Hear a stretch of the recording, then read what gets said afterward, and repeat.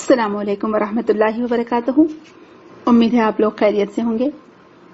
हम लोगों की जो सीरीज चल रही है उसमें हम फिलहाल सहाबा कराम की तरबियत किस तरह की गई उसी को हम लेकर चल रहे हैं, ताकि हमारे अंदर भी वो ज़ौक़ और शौक़ पैदा हो सके और हम भी अपनी तरबियत उसी लिहाज और उसी पहलू से कर सकें।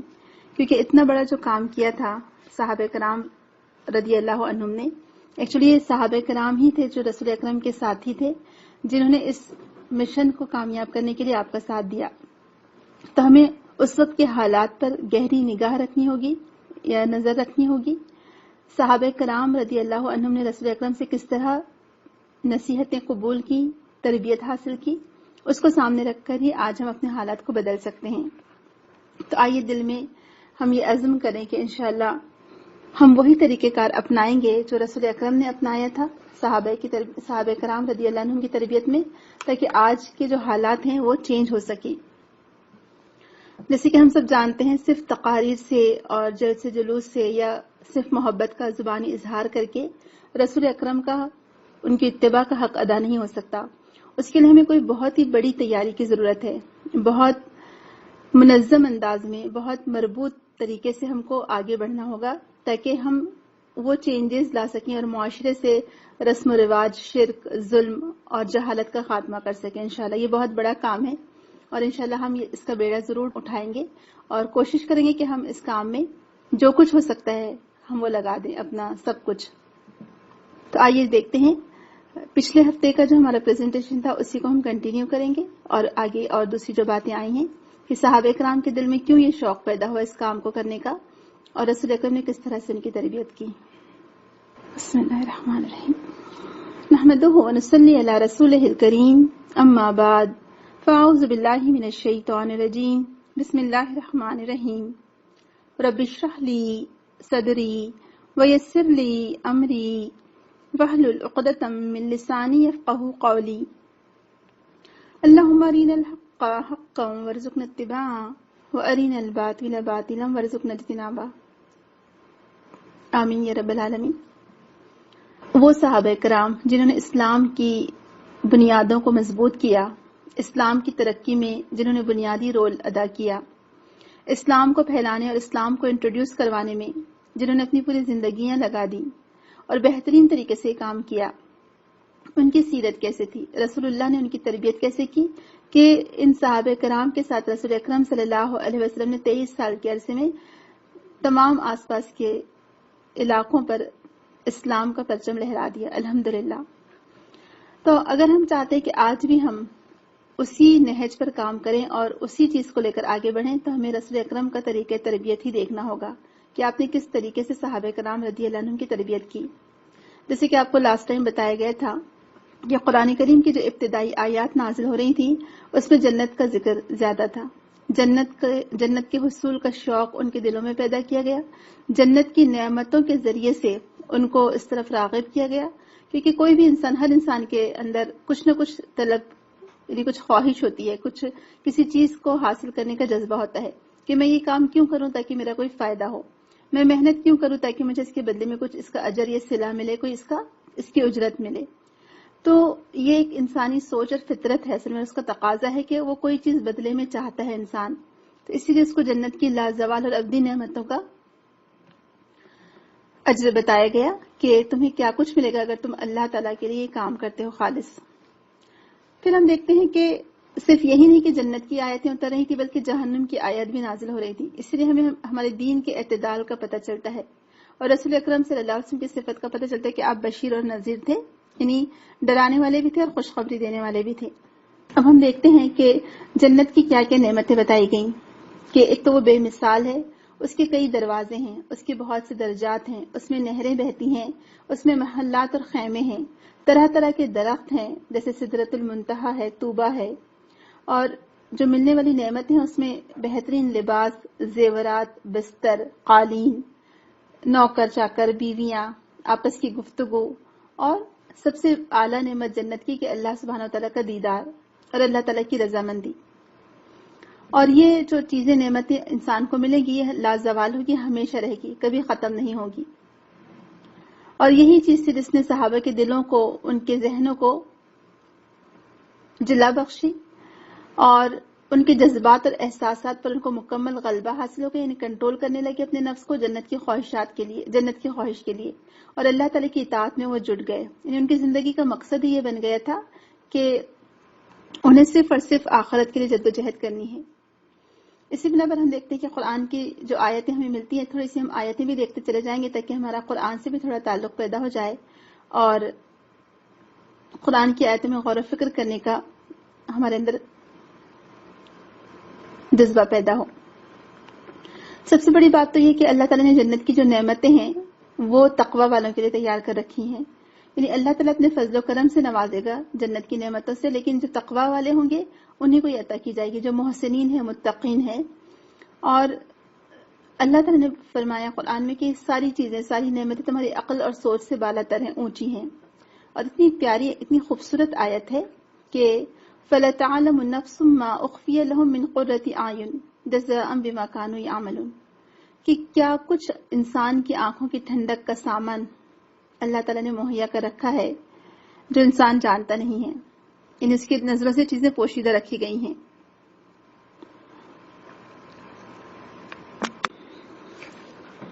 پھر جنت کے درجات بتائے گئے کہ ہر ایک کو ایک جیسا اجر نہیں ملے گا، بلکہ جنت کے مختلف درجات ہیں، جس کا جیسا عمل ہوگا اس کو ویسے درجات ملیں گے. اسی بنا پر صحابہ کرام کے اندر نیک کام کرنے کا ایسا شوق، ایسا جذبہ پیدا ہوا کہ وہ ایک سے بڑھ کر ایک نیک کام آگے بڑھ چڑھ کر کرنے لگے. آپ کو معلوم ہوگا کہ صحابہ کرام رضی اللہ عنہم آگے بڑھ چڑھ کر اس میں حصہ لیتے تھے. ایک دفعہ کا ذکر ہے کہ رسول اکرم صلی اللہ علیہ وسلم نے فرمایا کہ جنت میں کچھ لوگ ہیں 70,000 جو بے حساب یعنی بغیر کسی حساب کتاب کے داخل ہوں گے. تو ایک صحابی نے اسی وقت آگے بڑھ کر کہا کہ یا رسول اللہ میرے لیے دعا کرے کہ میں اس میں شامل ہو جاؤں. تو رسول اکرم نے ان کے لیے دعا کی.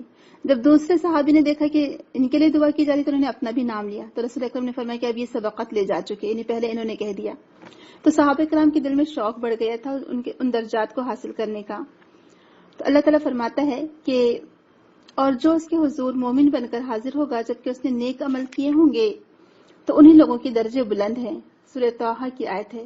پھر اللہ تعالیٰ فرماتا ہے کہ ایمان لانے والے جو اللہ کے نیک بندے ہوں گے تو تقوی کے لحاظ سے ان کو درجات حاصل ہوں گے. اللہ تعالیٰ قرآن میں فرماتا ہے دیکھیے کس طرح ہم نے بعض کو بعض پر فضیلت دی اور یقیناً آخرت درجوں میں بڑھ کر ہے اور فضیلت دینے میں بھی بڑھ کر ہے. سورہ بنی اسرائیل کی آیت ہے یہ.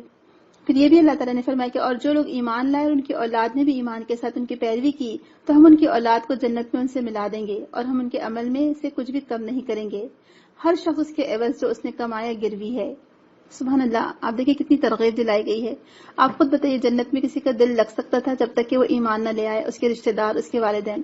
اور ابو بکر صدیق رضی اللہ عنہ کو یہی فکر غالب تھی کہ ان کی والدہ اور ان کے والد نے ایمان نہیں قبول کیا تھا. تو انہوں نے رسول اکرم سے دعا کروائی تھی کہ یا رسول اللہ آپ میری والدہ ام الخیر ان کا نام تھا، ان کے لیے دعا کریے. اور رسول اکرم نے دعا کی تھی اور چند ہی دنوں بعد ان کی والدہ ماشاءاللہ مسلمان ہو گئی. اور پھر بہت ہی بڑھاپے کی انتہائی حالت میں فتح مکہ کے موقع پر ابو بکر صدیق کے والد بھی مسلمان ہو گئے. کہا جاتا ہے کہ وہ اتنے زیادہ بوڑھے ہو چکے تھے کہ ان کی پلکیں، ان کی بھویں، ان کے بال، ہر چیز سفید ہو چکی تھی. 90 سے ابو کے تھے اور انہوں نے اسلام قبول کیا. تو ابو بکر صدیق رضی اللہ عنہ کا واحد خاندان ہے جن کے 3 پیڑھیوں کو صحابہ ہونے کا شرف حاصل ہے. یعنی وہ لوگ صحابہ تھے. یعنی ابو قحافہ جو کہ ابو بکر صدیق کے والد تھے وہ بھی صحابی تھے، ابو بکر صدیق صحابی تھے، اور ابو بکر صدیق کے بیٹوں کے بیٹے وہ بھی صحابی تھے الحمدللہ. تو لہٰذا یہ 3 پیڑھیوں کو یہ شرف حاصل ہے کہ وہ صحابہ کہلائے ماشاءاللہ. پھر یہ بھی ہم دیکھتے ہیں کہ اللہ تعالیٰ نے قرآن کریم میں جنت کی نہروں کا ذکر کیا ہے. بار بار آپ دیکھیں گے کہ جب قرآن کریم آپ پڑھیں گے آپ دیکھیں کیوں یہ اللہ کے دین کا کام کرنے کی ایک دھن سوار ہو جاتی ہے، کیوں ایک فکر لگ جاتی ہے، اور کیوں انسان اپنا آرام، سب کچھ، چین وغیرہ سب کچھ ختم کر کے اس دین کے کام میں لگ جاتا ہے. دراصل اس کو اللہ تعالیٰ کی رضامندی چاہیے ہوتا ہے. جب اللہ تعالیٰ کو راضی کرنے کی دھن سوار ہوتی ہے تو پھر دنیا کی کوئی، یعنی دنیا کے عیش و آرام اس کے سامنے کوئی حیثیت نہیں رکھتے. تو جب انسان جنت کی نہروں کے بارے میں پڑھتا ہے تو اس کے دل میں خواہش پیدا ہوتی ہے کہ اچھا مجھے بھی وہ مقام ملے. اللہ سبحانہ وتعالیٰ نے قرآن میں فرمایا کہ اس جنت کی صفت جس کو متقین سے وعدہ کیا گیا ہے یہ ہے کہ اس میں ایسے پانی کی نہریں ہیں جو بدلنے والا نہیں، اور ایسے دودھ کی نہریں ہیں جس کا ذائقہ کبھی تبدیل نہ ہوا ہوگا، اور ایسی شراب کی نہریں ہیں جو پینے والوں کے لیے لذیذ ہے، اور صاف و شفاف شہد کی نہریں ہیں، اور وہاں ان متقین کے لیے ہر طرح کے پھل ہوں گے اور ان کے رب کی طرف سے مغفرت ہوگی۔ سبحان اللہ، کون نہیں حاصل کرنا چاہے گا؟ آپ بتائیے، کیا میں اور آپ ہم نہیں چاہتے کہ ان نہروں کے کنارے ہم بیٹھیں، ان نہروں سے ہم فیضیاب ہوں اور اللہ تعالیٰ کی مغفرت ہمیں حاصل ہو؟ ہم چاہیں گے یا نہیں چاہیں گے؟ اسی طرح جنت کے چشموں کا ذکر کیا گیا کہ ان المتقین فی جنات و عیون، کہ بے شک متقی لوگ باغوں اور چشموں میں ہوں گے۔ ان المتقین فی ظلال و عیون، کہ بے شک متقی لوگ چھاؤں میں اور بہتے چشموں میں ہوں گے۔ کبھی کسی آپ جاتے ہیں، آج کل تو بہت الحمدللہ یہ سلسلہ چل نکلا ہے کہ کسی کے پرانے کھیت ہیں، فارم ہاؤس ہیں، یا پھر اس طرح کی اور بھی چیزیں ہیں، بہت سارے لوگوں کے پکنک پوائنٹ جو ہوتے ہیں، تو آپ دیکھیں ہم تو اسپیشل تیار ہو کر وہاں جاتے ہیں، جبکہ یہاں پر بہت ساری چیزیں ایسی ہیں جو ہمارے دل پر اور مزاج پر گراں بھی گزرتی ہیں۔ بعض جگہ مناظر اچھے نہیں ہوتے، بے حیائی ہوتی ہے، بعض جگہ گندگی ہوتی ہے اور انسان اس کو دیکھ کر کراہیت کا بھی اظہار کرتا ہے۔ لیکن جو جنت کی چیزیں ہوں گی، جنت کے چشمے ہوں گے، وہاں تو ہر قسم کے یعنی بہتری ہی بہتری ہوگی، اس میں کوئی کمی کوئی نقص نہیں ہوگا۔ تو اللہ تعالیٰ فرما رہے کہ بے شک وہ چھاؤں میں ہوں گے، ٹھنڈی چھاؤں میں ہوں گے اور چشموں میں ہوں گے۔ کتنا خوبصورت وہ منظر لگتا ہے نا۔ آپ دیکھیں دنیا میں لوگ اتنا پیسہ خرچ کر کے جاتے ہیں، جو بڑے بڑے جھرنے ہیں، نیاگرا فالز کا نام آپ لوگوں نے سنا ہوگا کہ دنیا کے خوبصورت ترین آبشاروں میں سے ہے۔ تو آبشار جب گرتے ہیں، پانی وہاں سے گرتا ہے تو وہ کتنا خوبصورت منظر لگتا ہے۔ یہ جب نہریں بہتی ہیں یا ندی بہتی ہے تو وہ منظر کتنا خوبصورت لگتا ہے، جبکہ یہاں کا پانی تو گدلا ہوتا ہے۔ لیکن جو جنت کی نہریں ہوں گی وہ صاف و شفاف ہوں گی۔ تو کیا ہمیں نہیں چاہیے وہ نہریں؟ اس کے لیے پھر ہمیں اپنے آپ کو اللہ کے دین کے کام کے لیے لگانا ہوگا، اپنے آپ کو تیار کرنا پڑے گا۔ پھر باغات کا ذکر ہے، اور یہ بھی کہا جاتا ہے کہ ان دونوں باغوں میں 2 چشمے جاری ہوں گے، ان میں جوش مارتے 2 چشمے ہوں گے۔ تو جنت کی جو چشمے ہیں ان کا پانی ایسا خالص ہوگا کہ جس میں کوئی آمیزش نہیں ہوگی۔ جو مقرب لوگ پئیں گے، نیک لوگوں کے لیے اس پانی میں مزید ذائقوں کی آمیزش بھی ہوگی، جیسے کہ اللہ تعالیٰ فرماتا ہے ان الابرار یشربون من کأس کان مزاجها کافورا، کہ بے شک نیک لوگ ایسے جام سے پئیں گے جس میں کافور کی ملاوٹ ہوگی۔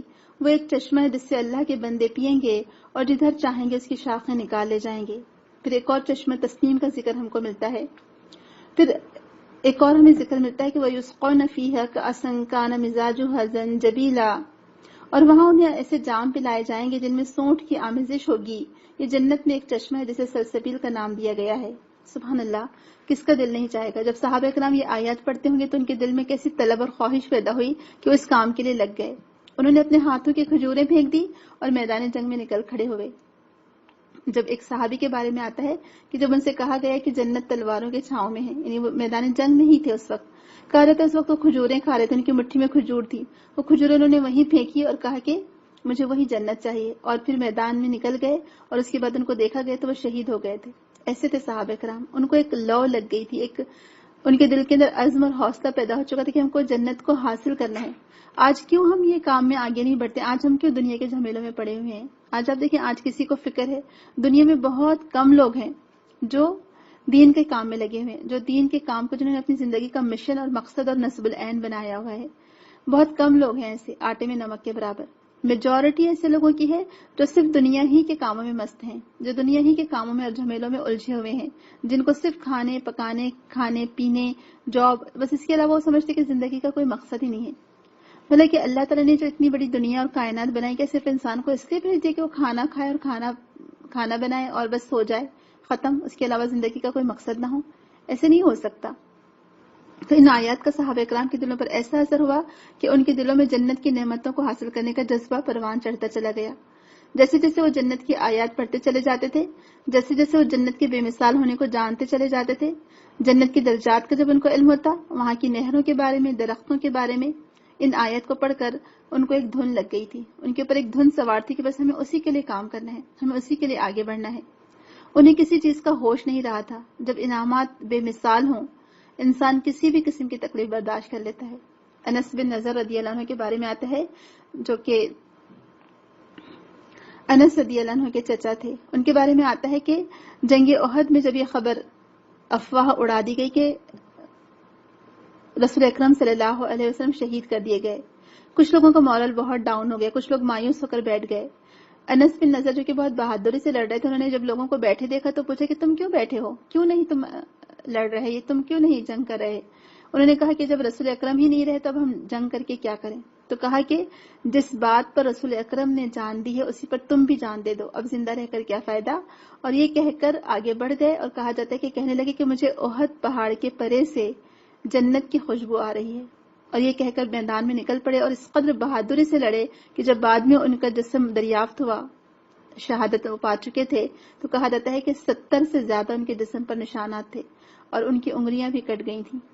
آپ دیکھیں یہ جنت کا شوق ہوتا ہے کہ پھر جو چاہو لگا دو، ڈر کیسا، یہ بازی عشق کی بازی ہے، گر جیت گئے تو کیا کہنے، ہارے بھی تو بازی مات نہیں۔ یہ تھے صحابہ کرام، انہیں دنیا کا ہوش ہی نہیں رہا تھا، وہ اس کام میں، اس مشن میں آگے بڑھتے چلے گئے۔ جب جنت کے درختوں کے بارے میں پڑھتے تھے، اور ہم بھی جانتے ہیں کہ جب ہم پڑھنے لگتے تو ہمارا بھی دل چاہتا ہے کہ ہم بھی وہ درختوں کی ٹھنڈی چھاؤں حاصل کریں۔ جو سدرۃ المنتہا کا جو منظر کھینچا گیا ہے سورہ نجم میں، اتنا خوبصورت ہے۔ وَلَقَدْ رَآهُ نَزْلَةً أُخْرَىٰ عِندَ سِدْرَةِ الْمُنتَهَىٰ عِندَهَا جَنَّةُ الْمَأْوَىٰ إِذْ يَغْشَى السِّدْرَةَ مَا يَغْشَىٰ مَا زَاغَ الْبَصَرُ وَمَا طَغَىٰ۔ جب رسول اکرم صلی اللہ علیہ وسلم آسمانوں پر گئے تھے معراج کے موقع پر، اور یہ رسول اکرم کی آپ دیکھیں عزت افزائی ہے کہ اللہ تعالیٰ نے آسمانوں پر انہیں بلایا، سبحان اللہ۔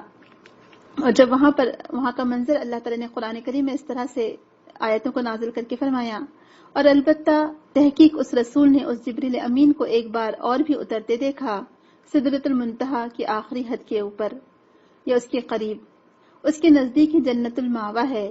اس وقت بیری پر چھا رہا تھا جو کچھ کے چھا رہا تھا، نگاہ نہ چندیائی نہ بہکی اور نہ حد سے بڑھی۔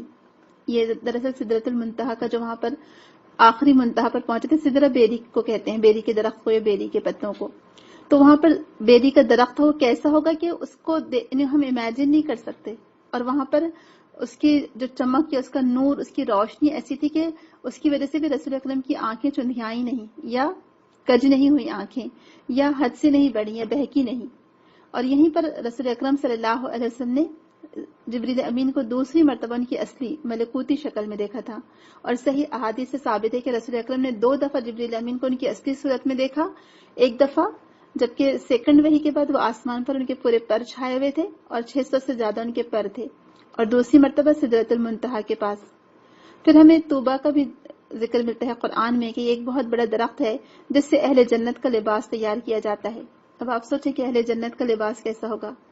کہا جاتا ہے کہ جو جنت کی حوریں ہیں ان کا جو لباس ہے یا ان کا جو دوپٹہ ہے وہ اس قدر خوبصورت ہے کہ اگر اس کا ذرا سا حصہ دنیا میں آ جائے تو روشنی ہو جائے۔ جیسے کہ طوبہ جنت میں ایک درخت ہے جس کا سایہ 100 سال کی مسافت کے برابر ہے، اہل جنت کا لباس اسی کے شگوفوں سے تیار ہوگا۔ صحیح حدیث ہے،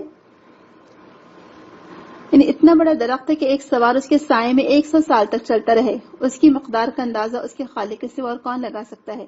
رسول اکرم صلی اللہ علیہ وسلم نے اس درخت کے بارے میں فرمایا تھا کہ وہ اتنا بڑا درخت ہے کہ اگر کوئی تیز رفتار شہ سوار یعنی گھوڑ سوار اس درخت کے سائے کو عبور کرنا چاہے تو اس سے 100 سال درکار ہوں گے۔ اور صحیح بخاری میں یہ بات موجود ہے کہ جنت میں اس قسم کا درخت ہے کہ اس کے سائے میں ایک سوار 100 سال تک چلتا رہے گا۔ اگر تم چاہتے ہو تو یہ آیت پڑھ لو، یعنی وظل ممدود، بہت ہی لمبے سائے ہوں گے اس کے۔ پھر جو اہل جنت کی خوراک کا ذکر کیا جاتا ہے، آپ دیکھیں بار بار جب ہم پڑھتے ہیں تو یطاف علیہم بصحاف من ذہب واکواب، کہ ان کے اوپر گھمائے جائیں گے ساغر، یا سونے کے ساغر اور چاندی کے ساغر، یا سونے کی پلیٹس اور ساغروں کے دور چل رہے ہوں گے، اور اس جنت میں جس شے کو وہ چاہیں گے، ان کا دل چاہے گا، ان کو حاضر کر دی جائے گی۔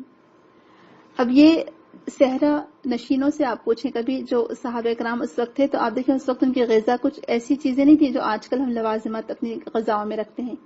ان کا تو کھانا بہت ہی مختصر ہوتا تھا، دودھ پر گزارا کیا کرتے تھے وہ لوگ، زیادہ تر دودھ یا کھجور پر گزارا کرتے تھے۔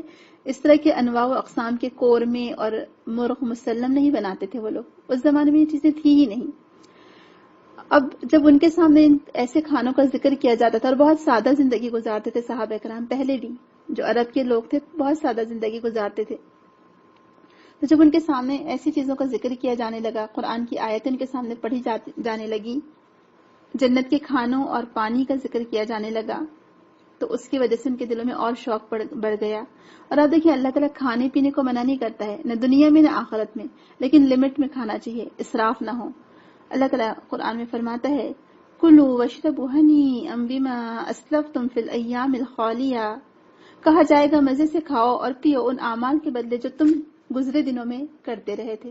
سبحان اللہ، یعنی آج کی دنیا کے کیے گئے اعمال کے بدلے میں کل آخرت میں ہم کو یہ نعمتیں ملیں گی۔ پھر وہاں کی اہل جنت کی شراب یعنی پانی بہترین ہوگا۔ اس لیے صحابہ کرام دین کی راہ میں آنے والی تکلیفوں کو برداشت کرتے چلے گئے۔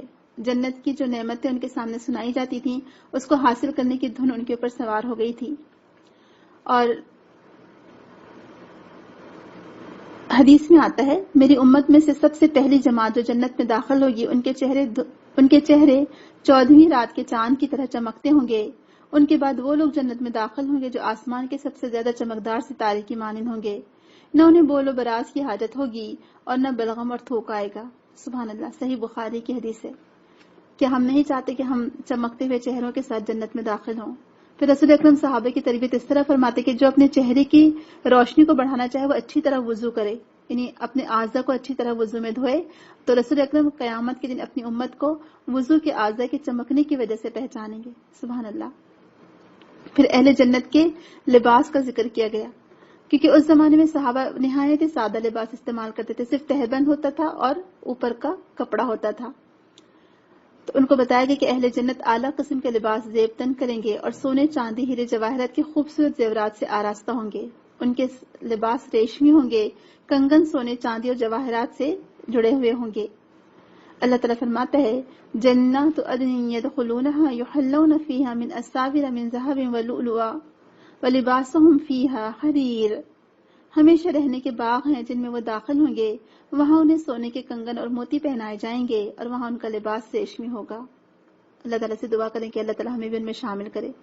لیکن کیا یہ جنت کی نعمتیں یوں ہی مل جائیں گی؟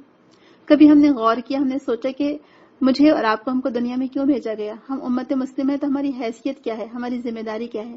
ہم کو امتم وسطن کہا گیا ہے کہ امت وسط ہے ہم، لتکونوا شہداء علی الناس، تاکہ ہم وہ مشن، وہ کام انجام دے سکیں، تاکہ کل ہم اللہ تعالیٰ کے سامنے سرخرو ہوں کہ ہم نے اس کام کو آگے پھیلا دیا، ہم نے اس کام کو آگے بڑھا دیا، لوگ ہمارے بارے میں گواہی دیں کہ ہاں انہوں نے اللہ تعالیٰ کا پیغام ہم تک پہنچا دیا تھا۔ لیکن کیا آج ہم نے یہ اللہ کے پیغام کو لوگوں تک پہنچایا ہے؟ تو میری اور آپ کی، ہم سب کی بہت بڑی ذمہ داری ہے، بحیثیت ایک خاتون، ایک ماں ہونے کی حیثیت سے، ایک امت مسلمہ کے فرد ہونے کی حیثیت سے ہم کو اپنی ذمہ داری کو ادا کرنا ہے۔ آپ دیکھیں رسول اکرم نے کیسے صحابہ کے دل میں وہ شوق پیدا کیا کہ ان کو پھر کسی چیز کا ہوش نہیں رہا تھا، اور وہ کوئی تکلیف کو پھر تکلیف نہیں سمجھتے تھے صحابہ کرام۔ رسول اکرم ان کی اسی طرح تربیت فرماتے رہے کہ ان کی زندگی کا مقصد صرف اللہ کو خوش کرنا ہے، تاکہ اللہ ان سے راضی ہو جائے، ان کو اپنے فضل سے نوازے۔ یعنی وہ لوگ یہ کام کرتے تھے تو اس لیے نہیں کرتے تھے کہ ان کو دنیا کی کوئی جاہو حشمت چاہیے تھا، کوئی کرسی چاہیے تھا، نہیں، بلکہ صرف اور صرف اللہ سبحانہ تعالیٰ کی خاطر، جنت کے حصول کے لیے، اللہ کی رضامندی کے لیے۔ پھر جنت کی حوروں کا ذکر ہم کو ملتا ہے، وہ آپ خود اس کا مطالعہ کریے گا، اور سب سے بڑھ کر اہل جنت اللہ کا دیدار کریں گے۔ یہ حدیث تو ہمیں بہت ہی بہترین، اتنا دل خوش کر دیتی ہے، جیسے کہ قرآن کریم کی ایک آیت آتی ہے، اس کی تفسیر میں رسول اکرم نے یہ حدیث ارشاد فرمائی تھی، للذین احسنوا الحسن وزیادہ ولا يرهق وجوههم قتر ولا ذلہ اولئک اصحاب الجنہ هم فیہا خالدون۔ جن لوگوں نے نیک کام کیے ان کے لیے بھلائی ہے اور مزید یعنی دیدار الہی ہے، اور ان کے چہروں کو سیاہی اور ذلت نہیں ڈھانپے گی، یہی لوگ جنتی ہیں، وہ اس میں ہمیشہ رہیں گے۔ اللہ تعالیٰ ہمیں بھی ان میں شامل فرمائے، آمین۔ اسی قرآن کی آیت کی روشنی میں رسول اکرم نے حدیث ارشاد فرمائی تھی کہ جب جنتی لوگ جنت میں داخل ہو جائیں گے تو اللہ تبارک و تعالیٰ فرمائیں گے تُرِيدُونَ شَيْئًا أَزِيدُكُمْ، تم مزید کسی چیز کی خواہش رکھتے ہو؟ اہل جنت کہیں گے اے اللہ تو نے ہمیں ہمارے چہروں کو منور فرما دیا ہے، ہمیں جنت میں داخل فرما دیا ہے اور جہنم سے بچا لیا ہے، ہمیں اور کیا چاہیے؟ تب اللہ تعالیٰ اپنے حجاب کو ہٹائیں گے۔ اس طرح اہل جنت کو اپنے رب کے دیدار سے بہتر کوئی عطیہ زیادہ محبوب نہ ہوگا۔ سبحان اللہ، صحیح مسلم کی حدیث ہے۔ تو اہل جنت کو اللہ تعالیٰ کی رضامندی حاصل ہوگی۔ ابو سعید خدری رضی اللہ عنہ کہتے ہیں کہ بے شک اللہ تعالیٰ اہل جنت سے مخاطب ہو کر فرمائے گا یا اہل الجنہ، اے اہل جنت، وہ جواب دیں گے اے ہمارے رب، ہم حاضر ہیں، بھلائی صرف تیرے پاس ہے۔ اللہ تعالیٰ پوچھے گا حل ردیتم، کیا تم خوش ہو؟ وہ کہیں گے اے ہمارے رب ہم کیسے خوش نہ ہوں، تو نے ہمیں اتنا کچھ دیا ہے جو تو نے اپنی مخلوق میں سے کسی کو عطا نہیں کیا۔ تب اللہ تعالیٰ فرمائے گا انا اوتیکم افضل من ذالک، کہ میں تمہیں اس سے بھی اچھی چیز دوں۔ اہل جنت کہیں گے اے رب اس سے عمدہ چیز کیا ہو سکتی ہے؟ اللہ تعالیٰ فرمائے گا احل علیکم رضوانی فلا اسخط علیکم بعدہ ابدا، میں تم سے راضی ہو گیا ہوں، آج کے بعد میں کبھی تم سے ناراض نہیں ہوں گا۔ سبحان اللہ، صحیح بخاری کی حدیث ہے۔ پھر اہل جنت کے جو کلمات ہوں گے، کل قیامت کے دن بڑی بڑی ہولناکیوں کا جب سامنا کرنا پڑے گا تو اہل جنت پل صراط پر سے بے خوف ہو کر گزریں گے، ان کو اللہ تعالیٰ کے علاوہ کسی کا خوف نہیں ہوگا۔ پھر وہ اپنے رب کی تحمید یعنی بڑائی بیان کرتے ہوئے گزریں گے، ان کی پکار ہوگی دعواہم فیہا سبحانک اللہم وتحیتہم فیہا سلام وآخر دعواہم ان الحمد للہ رب العالمین۔ اس جنت میں ان کی پکار ہوگی اے اللہ تو پاک ہے، اور اس میں ان کی دعا ہوگی سلام، اور ان کی آخری پکار یہ ہوگی کہ تمام تعریفیں اللہ رب العالمین ہی کے لیے ہیں۔ سبحان اللہ۔ جب ایسی آیت پڑھیں گے تو آپ بتائیے جنت کا شوق کیوں نہیں ہوگا؟ اور آج بھی ضرورت اس بات کی ہے کہ ہم قرآن کی طرف متوجہ ہوں۔ یقین جانیے اتنا خوبصورت کمبینیشن ہے قرآن اور سیرت ایک ساتھ۔ جو لوگ بھی قرآن کی تفسیر پڑھ رہے ہیں ان کو ساتھ ساتھ سیرت بھی پڑھنا چاہیے، یا جن لوگوں نے سیرت پڑھنے کا ارادہ کیا ان کو قرآن بھی ساتھ ساتھ پڑھتے رہنا چاہیے، کیونکہ قرآن اترا کس پر تھا، نازل کس پر ہوا تھا؟ رسول اکرم صلی اللہ علیہ وسلم پر۔ اور آپ دیکھیں صحابہ کرام ڈائریکٹ رسول اللہ سے تربیت پا رہے تھے، ڈائریکٹ وحی کو سنتے جا رہے تھے رسول اکرم صلی اللہ علیہ وسلم سے، تو کیوں نہ ان کے اوپر وہ اثر ہوتا؟ اسی لیے جو بیسٹ جنریشن کہلائی وہ صحابہ کی جنریشن کہلائی۔ خود رسول اکرم صلی اللہ علیہ وسلم نے آپ کی تعریف فرمائی تھی کہ خیر القرون قرنی ثم الذین یلونہم ثم الذین یلونہم، کہ سب سے بہترین دور، سب سے بہترین ایرا میرے صحابہ کا ہے، میرے ساتھیوں کا ہے، اور سب سے بیسٹ لوگ وہی تھے الحمدللہ صحابہ، پھر اس کے بعد آنے والے، پھر اس کے بعد آنے والے۔ جب یہ جنت کی آیت نازل ہوتی، اور یہ قرآن کریم کا خوبصورت انداز بیان ہے اصل میں، کہ قرآن کریم کا اسلوب بھی اتنا خوبصورت ہے کہ جب ہم پڑھتے ہیں تو لگتا ہے گویا وہ منظر ہماری نظروں کے سامنے ہے، اور کیوں نہ صحابہ اکرام کو محسوس ہوتا ہے کیونکہ رسول اکرم ان کے درمیان موجود تھے۔ آج آپ دیکھیں، آج مجھے اور آپ کو کتنی محبت ہے نا رسول اکرم سے، جیسی بھی گئی گزری ہی صحیح، لیکن کبھی تصور کریں کہ رسول اکرم ہمارے محفل میں آ جائیں، یا کبھی ہم تصور کریں کہ رسول اکرم صلی اللہ علیہ وسلم ہم سے ملنے کے لیے آ جائیں، آپ سوچیں ہمارا کیا حال ہوگا؟ خوشی سے ہو سکتا ہے بعض کی تو یعنی خوشی سے ہو سکتا جان ہی نکل جائے۔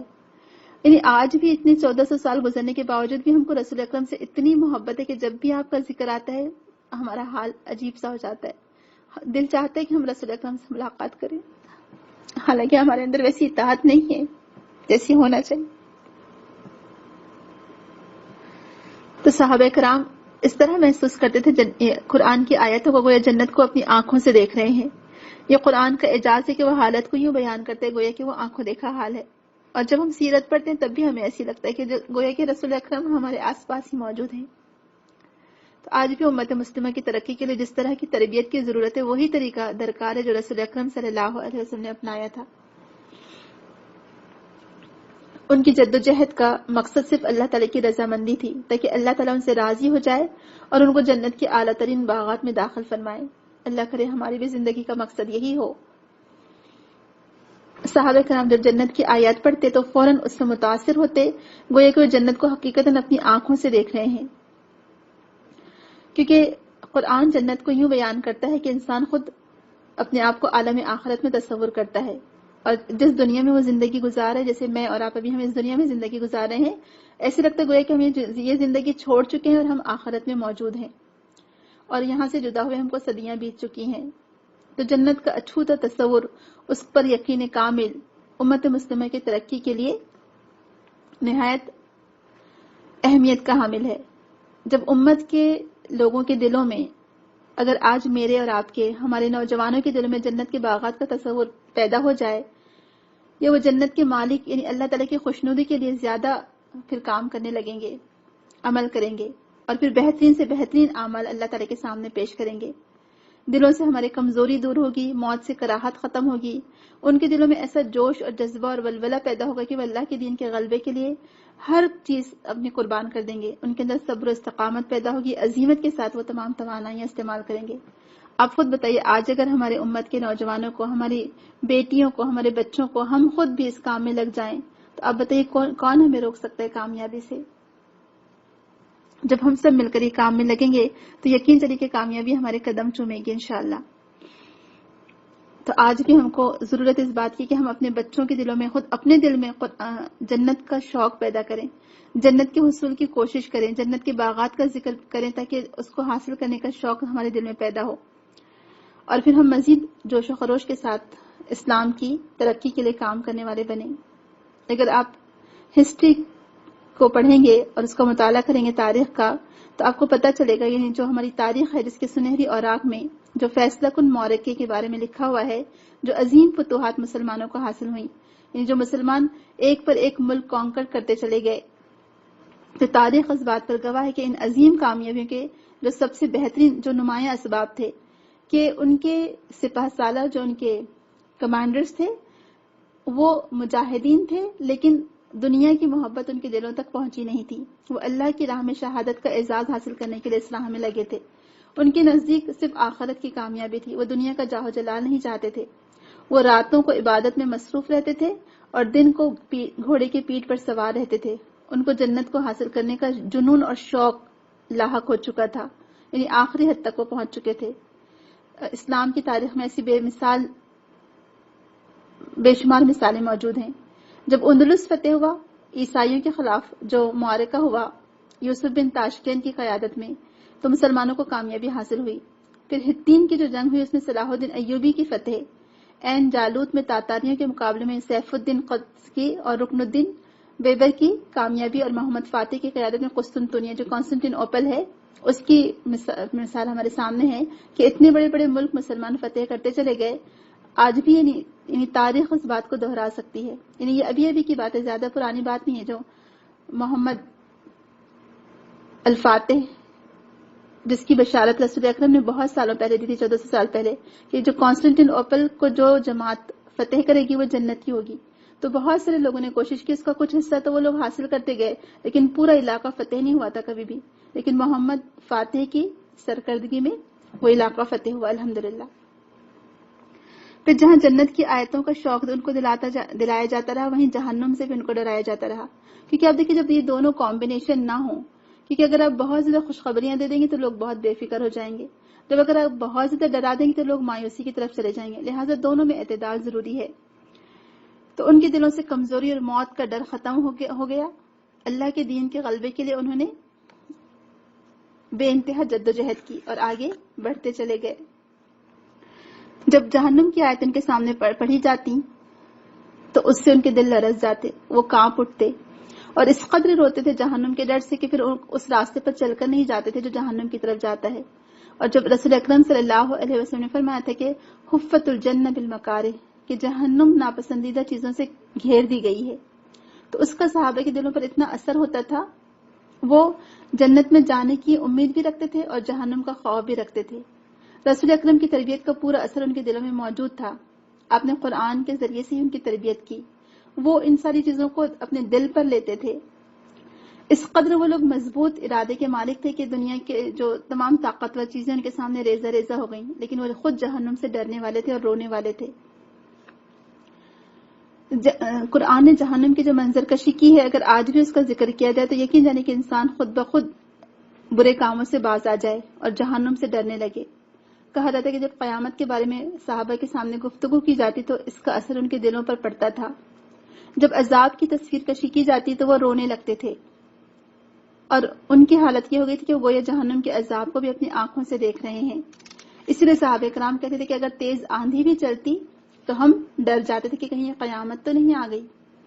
جب قرآن کریم میں بتایا گیا کہ اہل جہنم کا کھانا خاردار جھاڑیاں ہوگا جو نہ موٹا کرے گا نہ بھوک مٹائے گا، وہاں توہر کا درخت ہوگا گنہگاروں کا کھانا، پگھلے تانبے یا تلچھٹ کے مانند وہ پیٹوں میں تیز گرم پانی کی طرح کھولے گا۔ اب سوچئے ہم سے تو ایک بھاپ برداشت نہیں ہوتی ہے روٹی کی، مجھے ہمیشہ جب بھی جہنم کا ذکر آتا ہے تو مجھے ہمیشہ، چونکہ ہم خواتین ہیں نا، تو مجھے روٹی ہی کی یاد آتی ہے، جب ہم روٹی توے پر ڈالتے ہیں اور وہ خوب پھولتی ہے اور کہیں سے اس میں سے تھوڑی سی بھاپ نکل جاتی ہے روٹی میں سے اور ہماری انگلی کو وہ بھاپ لگ جاتی ہے، تو آپ دیکھیں ہماری انگلی اسی وقت سرخ ہو جاتی ہے اور اتنی تکلیف ہوتی ہے بہت زیادہ بھاپ لگنے سے ہی، تو صرف بھاپ ہم برداشت نہیں کر سکتے، وہ بھی دنیا کی آگ کی بھاپ، تو آپ سوچئے جہنم کی کیسے برداشت کریں گے۔ تو کبھی جہنم کے بارے میں سوچیں. اللہ نہ کرے کہ کسی کا جہنم سے واسطہ پڑے, ہم کو سب کو اللہ تعالیٰ جہنم سے بچائے, لیکن ہم کو ویسے اعمال بھی کرنا پڑیں گے. تو جہنم کے کھانے کے لیے جہنمیوں کو کیا کھانا دیا جائے گا؟ کانٹے دار جھاڑیاں ہوں گی, تلچھٹ ہوگا. یہ تلچھٹ والا جو تیل کا ذکر کیا گیا ہے قرآن میں, کل محل کا ذکر آتا ہے, یغلی فی البطون, جو پیٹوں کو جلا کر رکھ دے گا یا آنتوں کو جلا کر رکھ دے گا. اللہ تعالیٰ محفوظ رکھے, لا حول ولا قوۃ الا باللہ. تیز گرم پانی ہوگا, یہ تیل کی تلچھٹ ہوگی.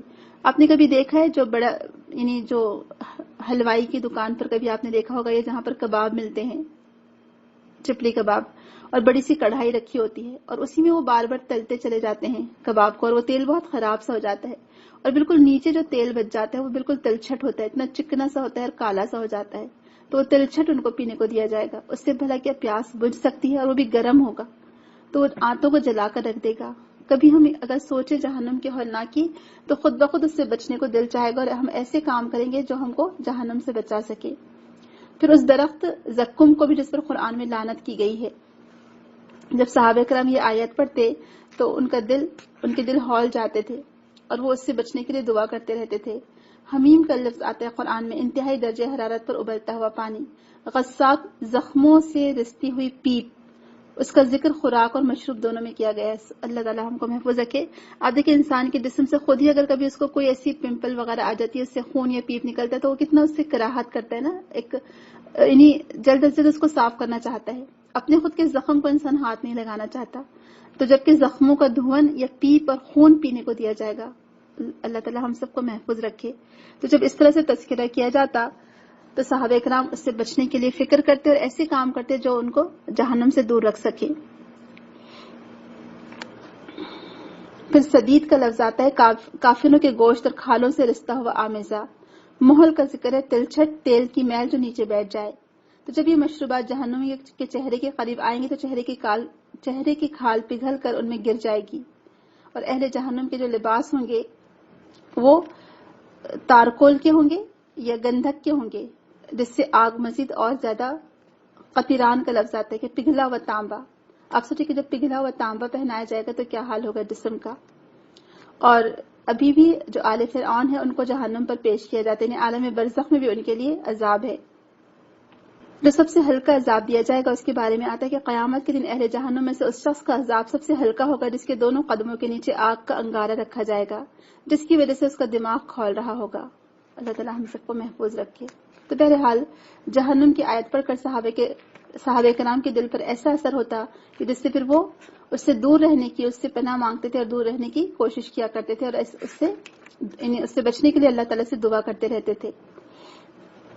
قرآن کریم میں ہم کو ملتا ہے کہ کہہ دیجئے بلا شبہ خسارہ اٹھانے والے تو وہ لوگ ہیں جنہوں نے روز قیامت اپنے آپ کو اور اپنے گھر والوں کو خسارے میں ڈالا. خبردار, یہی کھلا خسارہ ہے. تو جو مکی آیت قرآن کریم میں نازل ہو رہی تھی, مسلمانوں کی اس طرح تربیت کی جا رہی تھی کہ اللہ تعالیٰ کی سزا کا ڈر اور پکڑ کا خوف ان کے دلوں میں پختہ کیا گیا. ان آیات نے یہ بات واضح کر دی کہ آخرت کا عذاب حسی اور مانوی دونوں قسم کا ہوگا. قرآن کریم کی تشریح کرتے ہوئے رسول اکرم صلی اللہ علیہ وسلم نے اپنے صحابہ کے سامنے اس انداز میں جہنم کی حقیقت پیش کی کہ ہر صحابی ہر حکم کو فوراً بجا لاتا اور جو کام منع کیے جاتے ان سے بچتا. آج آپ دیکھیں دنیا میں کس قدر نافرمانی ہے اللہ تعالیٰ کی, کتنے کھلم کھلا نافرمانی ہو رہی ہیں, کیونکہ جہنم کا احساس نہیں ہے, جہنم کے عذاب کا احساس نہیں ہے. یعنی آج ہم جہنم کے عذاب سے اتنے بے خوف ہو چکے ہیں, اللہ تعالیٰ کی پکڑ سے اتنے بے خوف ہو چکے ہیں کہ آج کھلم کھلا نافرمانیاں کی جا رہی ہیں اللہ تعالیٰ کی. تو کس بات کی ضرورت ہے؟ آج کیا ذمہ داری ہے میری اور آپ کی؟ ہم سیرت کا مطالعہ کیوں کریں کہ ہم اپنے اعمال کو بدلیں. جیسے رسول اکرم نے صحابہ کرام کو چینج کر کے رکھ دیا تھا, اس پورے معاشرے کو چینج کر دیا تھا. تو سیرت پڑھنے کا اصل مقصد یہ ہے کہ ہم اپنے اندر تبدیلی لائیں, معاشرے میں تبدیلی لائیں, لوگوں کی اصلاح کا بیڑا اٹھائیں, خود کی بھی تربیت کریں, لوگوں کی بھی اصلاح کریں اور تربیت کریں. تو اب جب یہ صحابہ کے سامنے یہ آیت پڑھ کر سنائی جاتی تھی تو وہ اللہ تعالیٰ کے ہر حکم کو بجا لاتے تھے, کبھی نافرمانی نہیں کرتے تھے, اور غلطی سے کوئی کام ہو جاتا تو وہ فوراً اللہ تعالیٰ سے معافی مانگتے تھے. ان کے دل و دماغ پر ہر وقت جنت اور جہنم کا تصور چھایا رہتا تھا, وہ ہر لمحہ موت کے استقبال کے لیے تیار رہتے تھے.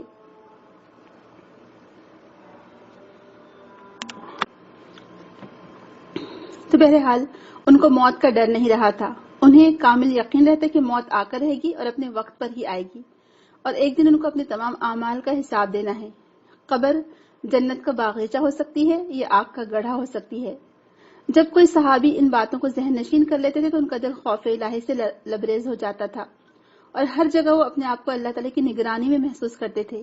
نیک اعمال کے لیے ایک نئے جوش اور جذبے کے ساتھ سرگرم عمل رہتے، خواہ وہ کام دعوت دین کا ہوتا، جہاد فی سبیل اللہ کا ہوتا، یا اللہ تعالیٰ کی حکومت زمین پر قائم کرنے کا ہوتا، یا نسل انسانی کو بگاڑ سے بچانے کے لیے وہ کام ہوتا، یا اسلامی تہذیب اور تمدن کو سنوارنے کا کام ہوتا۔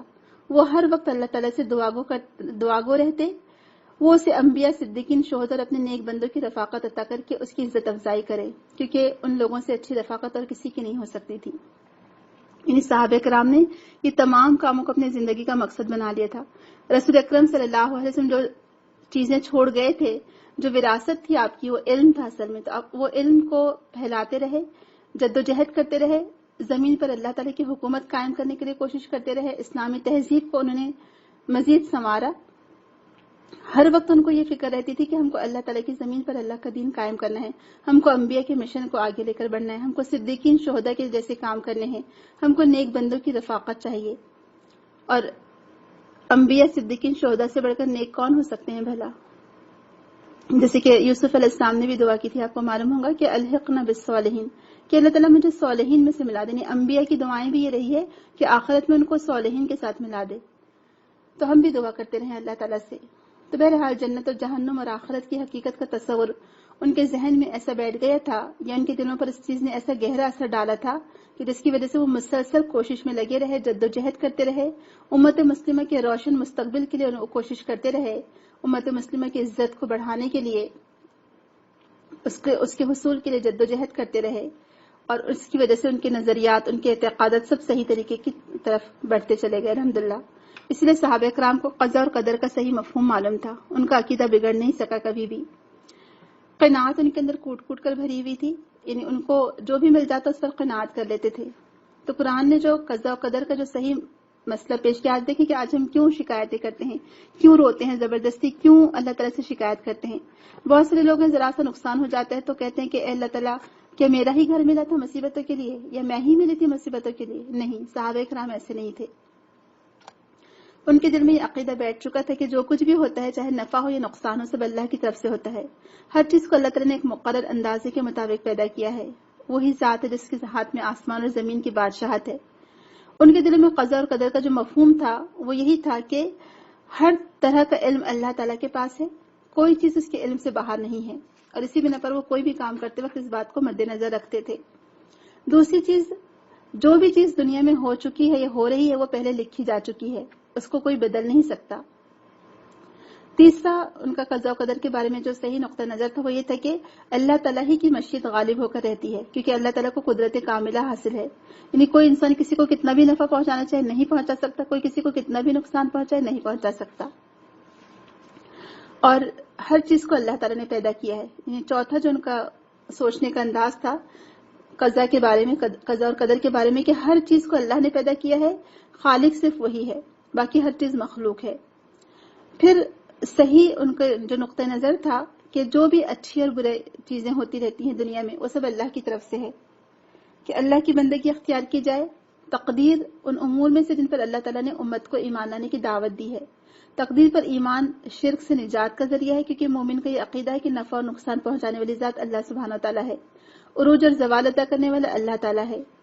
قضاء اور قدر پر ایمان دلوں میں یقین پیدا کرتا ہے کہ موت اللہ کے ہاتھ میں ہے، اور ہر ذی کی موت کا وقت متعین ہے، یعنی کوئی کسی بھی زمین پر چلا جائے اگر اس کی موت کا وقت لکھا ہے تو وہیں آ کر رہے گی۔ پھر مومن تکلیف اور مصیبتوں پر صبر کرتا ہے اور اللہ تعالیٰ سے اجر کی امید رکھتا ہے۔ پھر سکون دل اور اطمینان قلب اور فکر و غم سے نجات قضاء و قدر پر ایمان رکھنے کی وجہ سے ہوتی ہیں۔ یعنی اگر ہم یہ سوچتے کہ جو کچھ بھی نفع مجھے پہنچے، نقصان مجھے پہنچے، یہ اللہ کی طرف سے ہے، تو اس کی وجہ سے ہمارے دل میں صبر آ جائے گا۔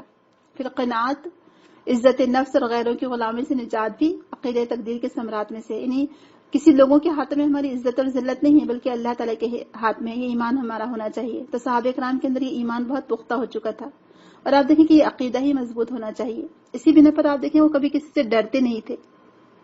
کہا جاتا ہے کہ جب ایک بار کسرا کے محل میں وہ پہنچے تو رسول اکرم نے فرمایا تھا کہ پہلے دعوت دین ان کو دینا، اسلام کی دعوت پیش کرنا، اس کے بعد ان کے ساتھ پھر جنگ کی جو بھی بات چیتیں کرنا۔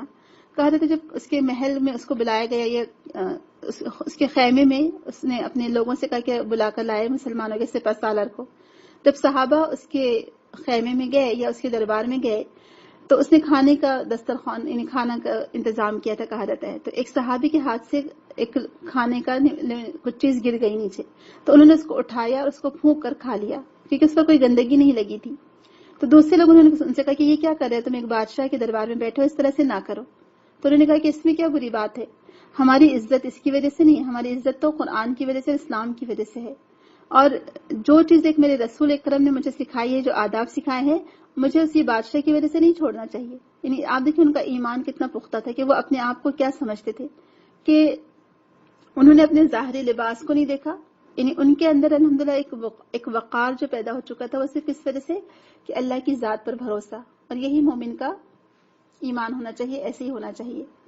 پھر انہوں نے انسان کی جو حقیقت ہے کہ اللہ تعالیٰ نے انسان کو کیوں بھیجا, وہ انہوں نے اس بات کو جان لیا تھا کہ انسان کو اللہ تعالیٰ نے اسی لیے بھیجا کہ ایک تو وہ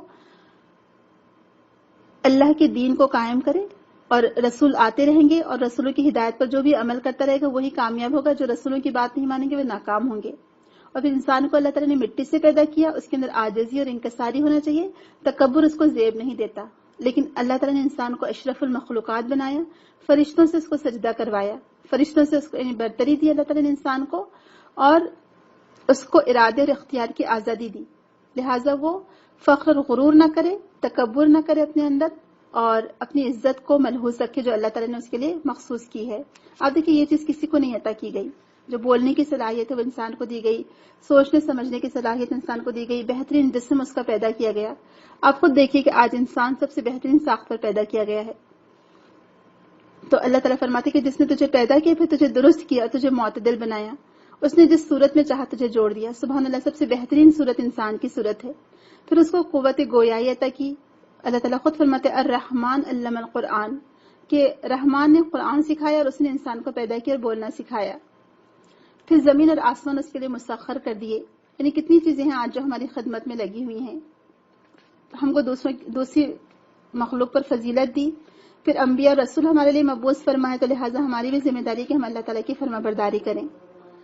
پھر یہ بھی ہم دیکھتے ہیں کہ آدم اور شیطان کی جو کشمکش ہے یہ بھی ہم کو قرآن میں بتا دی گئی. ہم کو اس بات کا احساس دلایا گیا کہ تم اللہ تعالیٰ کی حفاظت اور نگرانی میں رہو گے جب تک تم اللہ تعالیٰ کا کہنا مانو گے, لیکن اگر جب تم نے شیطان کا کہنا مانا تو پھر تم اللہ تعالیٰ کی حفاظت اور نگرانی سے نکل جاؤ گے.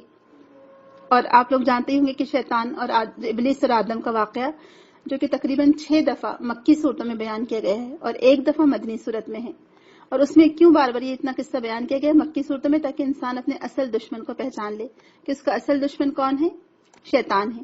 اسی شیطان نے آدم علیہ السلام کو جنت سے نکلوایا تھا, اور یہی شیطان ہمارا ازلی دشمن ہے جو آج بھی ہم کو جنت میں جانے نہیں دیتا. اور اسی شیطان نے دراصل ہمیں اس آج دین کے مشن سے روک رکھا ہے. آج آپ دیکھیں کہ آج پوری دنیا میں امت مسلمہ کا کیا حال ہے, امت مسلمہ کس طرف جا رہی ہے. ہمیں خود اس بات کا احساس ہی نہیں ہے کہ ہمیں کیا کام کرنا چاہیے اور ہم کیا کر رہے ہیں. تو اللہ تعالیٰ نے قرآن میں ہمیں تصور دیا کہ انسان خطا کا پتلا ہے, لیکن توبہ اور استغفار کی وجہ سے اپنے گناہوں سے معافی طلب کر سکتا ہے اللہ تعالیٰ سے. حسد اور تکبر سے ہم کو بچنے کے لیے کہا گیا قرآن کی آیت کے ذریعے سے. ابلیس کو ہمارا اصل دشمن قرار دیا گیا. تو صحابہ کرام رضی اللہ عنہم اس حقیقت کو اچھی طرح جان چکے تھے. ان کو معلوم تھا کہ ابلیس انسان کا اصل دشمن ہے, لہٰذا اس سے ہوشیار رہا جائے, اپنے آپس کے تعلقات کو درست کیا جائے. آپ دیکھیں دین کا کام ہم اسی وقت زیادہ اچھے طریقے سے کر سکتے ہیں جب ہمارے آپس کے تعلقات اچھے ہوں گے, مربوط ہوں گے, مضبوط ہوں گے. اگر آپس میں ہی ہمارے تعلقات اچھے نہیں ہوں گے تو ہم دین کا کام نہیں کر سکتے. جب قرآن کریم کی آیت ان کے سامنے پڑھ کر سنائی گئی تو صحابہ کرام کے سامنے دنیا کی حقیقت واضح ہو گئی کہ دنیا ایک پانی کے بلبلے کے سوا کچھ نہیں ہے, یہ ختم ہو جانے والی ہے. اصل چیز ہے وہ انسان کے نیک اعمال ہیں جو آخرت میں باقی رہیں گے. رسول اکرم انہیں ہمیشہ یاد دہانی کرواتے تھے کہ دنیا میں آنے کا مقصد کیا ہے. انہیں بتاتے کہ تم اپنی ذمہ داری کو پہچانو, اور انہوں نے اپنی ذمہ داری کو پہچان لیا تھا اور وہ اسی کے مطابق عمل کرتے چلے جاتے تھے. اور یہ آیتیں ان کو پڑھ کر سنائی جاتی تھی. دار ارقم میں ان کو نماز کا طریقہ سکھایا گیا. اس لیے آپ دیکھیں کہ صحابہ کرام میں کوئی کمزوری پیدا نہیں ہو سکی, کوئی لچک پیدا نہیں ہو سکی, کوئی انہیں خرید نہیں سکا, کوئی انہیں جھکا نہیں سکا, کوئی سستی اور کوتاہی ان کے قریب نہ آ سکی. ایک اللہ کے سوا کوئی خوف انہیں دامنگیر نہ ہوا. سبحان اللہ, واقعی میں صحابہ کرام کی جو خوبی تھی کہ ہم بتا ہی نہیں سکتے. یعنی بہت بہادر تھے ماشاءاللہ، کبھی کسی غیر اللہ کے سامنے نہیں جھکے وہ لوگ، کیونکہ اللہ تعالیٰ نے انسان کو اشرف المخلوقات بنایا ہے. دوسری چیزوں کو اللہ تعالیٰ نے جب انسان کے لیے مسخر کیا تو انسان کیوں دوسروں کے سامنے جھکے؟ تو لہٰذا انسان کا پھر توکل اللہ تعالیٰ کی ذات پر بڑھتا چلا جاتا ہے اگر وہ قرآن کی آیت کے ذریعے سے اپنی تربیت اور اصلاح کرے. بہرحال صحابہ کرام کی تربیت ہوتی گئی اور اللہ تعالیٰ نے اپنے رسول کے ذریعے سے ان کی ایسی تربیت کروائی کہ ایک ایسی ٹیم تیار ہو گئی جو دین کے مشن کو آگے لے کر بڑھنے والی تھی. اور اس راستے میں ان لوگوں نے بے انتہا جدوجہد، بے انتہا محنت اور کوشش کی. ان کی آپس کی گفتگو یہی ہوتی تھی کہ آج کس نے تہجد پڑھی، کس نے روزہ رکھا، کون مریض کی عیادت کو گئے. رسول اکرم صلی اللہ علیہ وسلم خود پوچھا کرتے تھے کہ آج کس نے یہ تمام نیک کام کیے. نیکی میں وہ آگے بڑھتے چلے گئے الحمدللہ. تو بہرحال دنیا کی حقیقت ان کے سامنے آتی گئی اور آخرت کی حقیقت کو وہ سمجھ گئے. ان کو یہ بات معلوم ہو گیا کہ اصل کامیابی اللہ تعالیٰ کی رضامندی ہے. اور ان آیت میں دراصل جو اللہ تعالیٰ نے قرآن کی آیتیں نازل فرمائی مکی دور میں، اس میں دنیا کی حقیقت کو واضح کیا گیا کہ دنیا اپنے تمام تر سامان زینت اور انسانی خواہشات کی مکمل تکمیل کے باوجود بھی آخرت کی نعمتوں کے مقابلے میں بہت ہی حقیر اور ادنا ہے. صحابہ کرام نے دنیا کی اس حقیقت کو جان لیا تھا اور رسول اکرم ان کو یاد دہانی کرواتے رہے.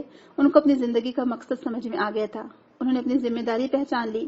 لہٰذا ان کی اتنی بہترین تربیت ہوئی کہ ان کے دلوں میں بہادری پیدا ہو گئی، عظمت پیدا ہوئی. وہ دن اور رات اپنی صلاحیتوں اور قوتوں کے ساتھ مسلسل عمل کرتے رہے. اور آپ دیکھیں کہ اسلام کتنی جلدی کہاں سے کہاں پھیل گیا. آج ہندوستان میں اگر آپ دیکھیں گے یا پوری دنیا میں مسلمانوں کی آپ دیکھیں کتنی تعداد ہے، لیکن آپ بتائیں کہ ہماری حیثیت بالکل خس و خاشاک کی جیسی ہے. ہندوستان میں اتنے سال سے مسلمان ہیں اور ابھی فی الحال سمجھے 20 کروڑ ہوں گے، اگر آفیشیل گنتی کے مطابق بھی دیکھیں 20 کروڑ ہیں اور نان مسلم 80 کروڑ ہیں یا 60 کروڑ ہیں. تو ان 20 کروڑ مسلمانوں نے اتنے سالوں میں کیا دعوت دین پہنچائی؟ رسول اکرم نے تو چند دنوں میں مکہ کے مشرکوں کو مسلمان کر دیا تھا. کوئی بعد میں وہاں پر نان مسلم کافر یا مشرک نہیں رہا، سب کے سب مسلمان ہو گئے. یہ ان کا اخلاق تھا اور ان کی یعنی جدوجہد تھی. آپ دیکھیں ان کا اخلاص تھا یہ کہ انہوں نے اتنی کم عرصے میں اتنے لوگوں کو اسلام کی دعوت دے دی. آج میں نے اور آپ نے کتنے لوگوں کو اسلام کی دعوت دی؟ آپ بتائیے، کیا ہم اپنے مشن کو پورا کر رہے ہیں؟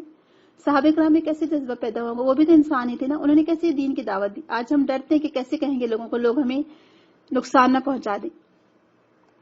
تو بہرحال انہوں نے دن رات اپنی صلاحیتیں اسلام کی دعوت کے لیے اور اسلام کے لیے جدوجہد کرتے ہوئے گزار دی. اپنی تمام قوتوں کو اس راہ میں لگایا، اپنے اندر کوئی کمزوری اور لچک نہیں پیدا ہونے دی. ہر وقت ان کو یہ خوف دامنگیر رہا کہ ہم کو اللہ تعالیٰ کے پاس جواب دینا ہے.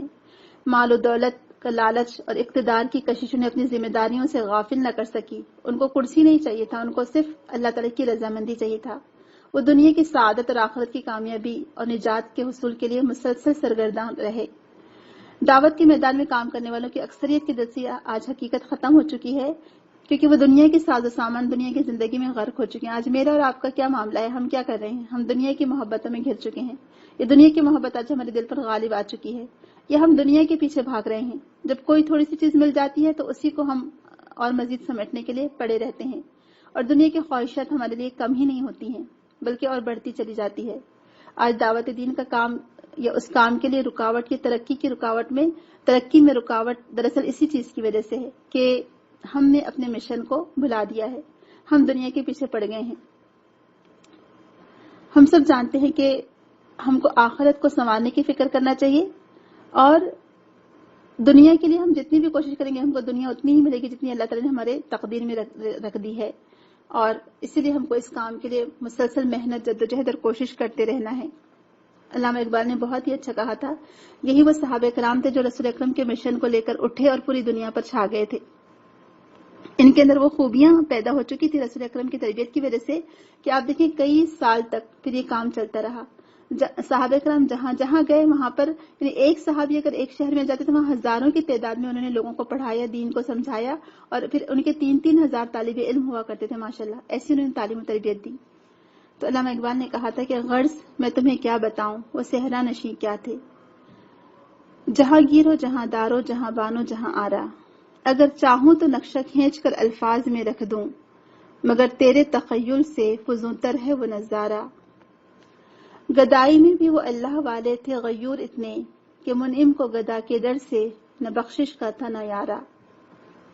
یعنی صحرا میں رہنے والے تھے، کوئی ان کو زمانے کے اس وقت ایٹیکیٹس نہیں یاد تھے، لیکن اسلام نے ان کو اس تہذیب سے آراستہ کیا، ان کے اندر وہ چیزیں پیدا کر دی، وہ صلاحیتیں پیدا کر دی کہ ایک زمانہ ان کو دیکھتا رہا. سبحان اللہ. یعنی جب بھی جہاں کہیں گئے وہ پیچھے نہیں رہے ماشاءاللہ. ہر چیز کو انہوں نے جہاں گئے وہ وہاں سے فائدہ اٹھاتے رہے اور لوگوں کو بھی اس کام میں لگا دیا. اگر ہم الفاظ میں ہم کھینچ دیں نقشہ ان کا تو کھینچ تو سکتے ہیں، لیکن آج کے لوگوں کے تخیل سے، امیجنیشن سے بہت ہی اوپر کی بات ہے. وہ صحابہ کرام کے بارے میں سوچ بھی نہیں سکتے، ان کے کردار کے بارے میں، ان کے اخلاق کے بارے میں، ان کی جو سوچ تھی، ان کا جو نقطہ نظر تھا صحابہ کرام کا. سبحان اللہ. یعنی ہم جتنا پڑھیں اتنا کم ہے. انشاءاللہ ہم اگلے ہفتے سے پھر مکی دور میں جو خفیہ تبلیغ کے بعد جو اعلانیہ دعوت کا کام ہوا اس کا ہم دیکھیں گے، اور آپ دیکھیں گے کہ پھر یہ تربیت ہی کا نتیجہ تھا کہ مکہ کے بڑے بڑے سرداران ان کے اوپر ظلم و ستم کی چکی میں وہ پیستے رہے مسلمان، اور سرداران قریش ان کے اوپر ظلم و ستم کرتے رہے، لیکن مسلمانوں میں سے کوئی کبھی اپنے ایمان سے پلٹ نہیں سکا، نہ جھک سکا، اور نہ ہی اس کو کسی بات پر کمپرومائز کروایا جا سکا اسلام کے تعلق سے. یعنی اس قدر ایمان ان کے دلوں میں مضبوط ہو چکا تھا، اس قدر راسخ ہو چکا تھا کہ کوئی انہیں خرید نہ سکا. اور یہی صحابہ کرام کی خوبی تھی. آج مجھے اور آپ کو، ہم کو بھی اس بات کی ضرورت ہے کہ ہم اپنے اندر وہ سچائی، وہ اخلاق، وہ ایمان پیدا کریں کہ ہم کسی طرح کا کمپرومائز کسی سے نہ کر سکیں. آج دین کے معاملے میں ہم کبھی جھکنے والے نہ بنیں اور اپنے دین کے لیے جدوجہد کرنے میں ہمیشہ آگے بڑھتے رہیں اور اس کام کو، اس مشن کو پورا کر کے چھوڑیں. ہم دنیا سے چلے جائیں، ہو سکتا ہے ہماری آنکھیں وہ نظارہ نہ دیکھیں اسلام کے غلبے کا، لیکن ہماری آنے والی نسلیں ضرور انشاءاللہ وہ اسلام کے غلبے کا نظارہ دیکھے گی، اور اس کا اجر ہم کو ضرور ملے گا اگر آج ہم اپنے آپ کو اس راہ میں لگاتے ہیں، اس راستے میں لگاتے ہیں. اللہ تعالیٰ مجھے اور آپ کو توفیق دے کہ ہم اس راستے کے راہی بنیں، اور جب تک زندہ رہیں، جب تک کہ سانس میں سانس ہے، ہم اللہ کے دین کے غلبے کے لیے، اپنے آپ کی اور اپنے امت مسلمہ کی اصلاح کے لیے کوشش اور جدوجہد کرتے رہیں. آمین. سبحانک اللہم و بحمدک، اشہد ان لا الہ الا انت، استغفرک و اتوب الیک. السلام علیکم و رحمۃ اللہ وبرکاتہ.